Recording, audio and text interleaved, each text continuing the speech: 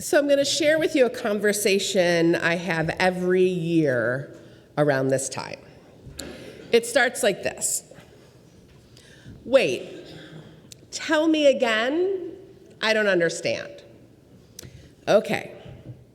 Everyone dresses up, jeans, Western shirts, cowboy hats, boots, bandanas, belts with big fancy buckles. At work? Yes, at work and at school, actually all over the city. And then the trail rides come through on the streets and freeways with horses and riders, livestock wagons, the whole deal. The traffic stops and they all just ride on through. Like real horses and wagons? Yep, real horses and wagons.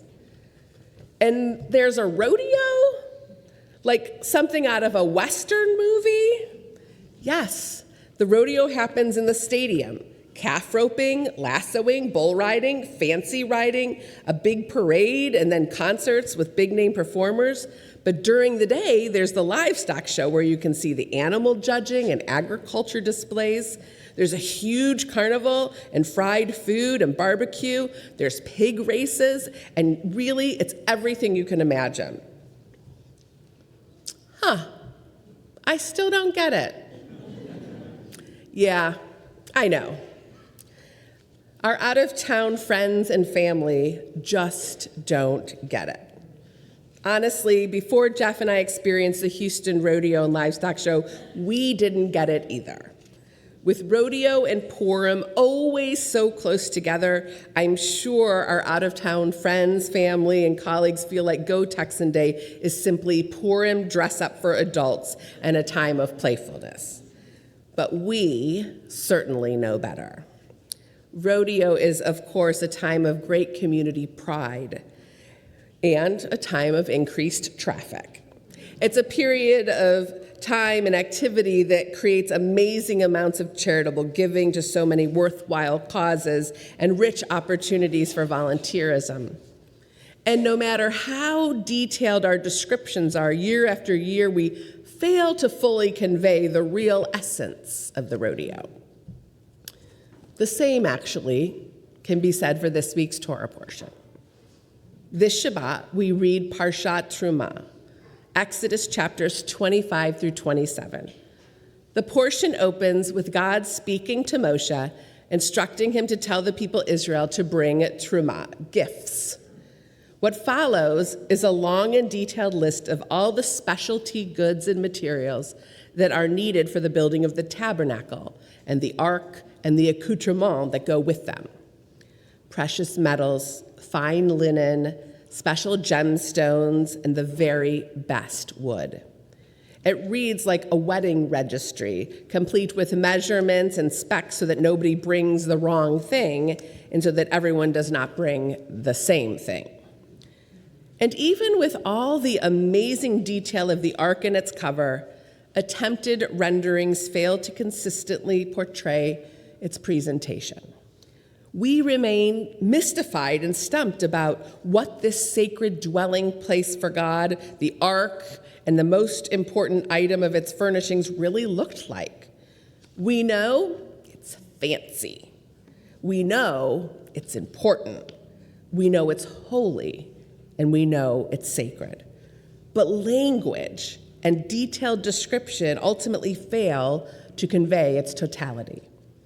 And doesn't that continue to ring true for us in our time, in our lives?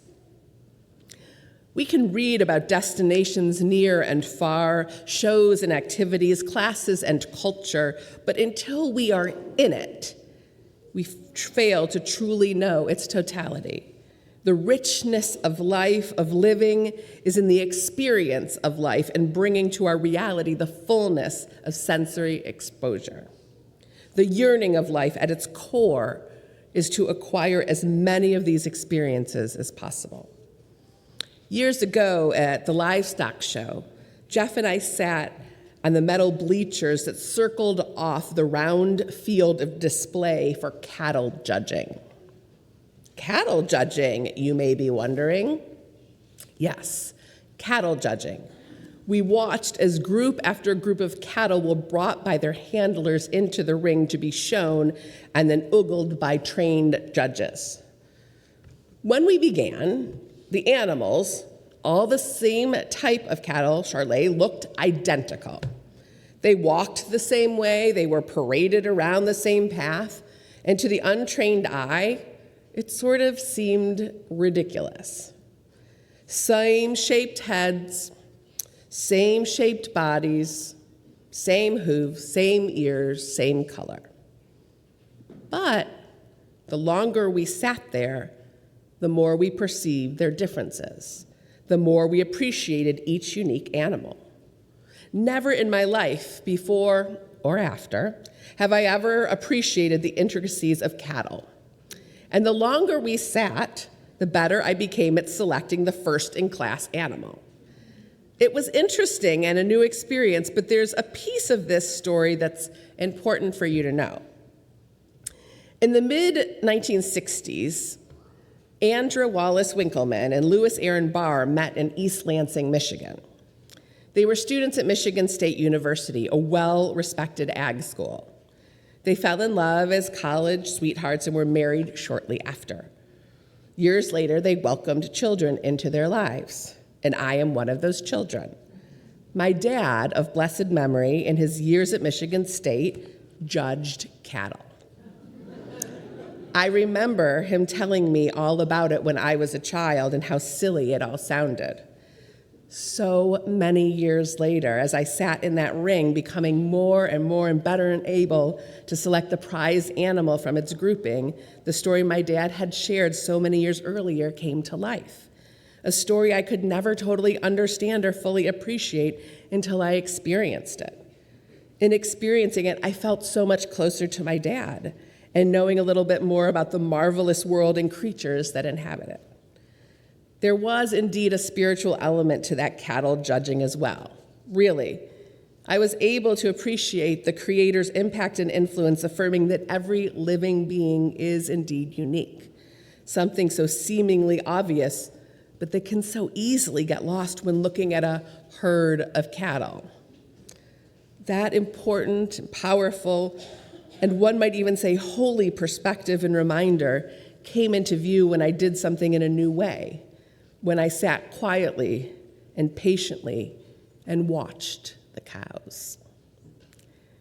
We are fortunate to have books and TV shows and movies that help to bring history and stories we could never personally experience to life. And nothing truly replaces our immersion in the world like living and doing new things. This week's Parsha Truma portrays the physical stuff of holy objects, precious metals, and the creation of sacred space.